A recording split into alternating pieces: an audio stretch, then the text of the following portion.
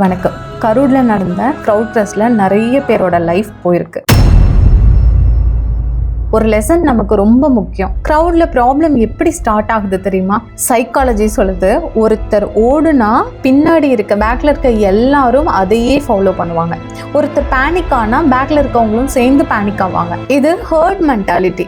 அப்போ brain survival மோட்க்கு போகும். யோசிக்கிற பவர் நமக்கு இருக்காது, ஸ்டாப் ஆயிடும். எஸ்கேப் ஆகிறதுக்கான ரூட் அவங்க முன்னாடி இருந்தாலும் உங்களால பார்க்க முடியாது. ஸோ இந்த மாதிரி சிச்சுவேஷன் வரும்போது நீங்க எப்படி ஹேண்டில் பண்ணணும்னா, ஃபர்ஸ்ட் காமா இருங்க, பேனிக் ஆக வேண்டாம். போலீஸ் இல்லைன்னா வாலண்டியர்ஸ் இன்ஸ்ட்ரக்ஷன்ஸ் கொடுத்தாங்க அப்படின்னா அதை மட்டுமே ஃபாலோ பண்ணுங்க.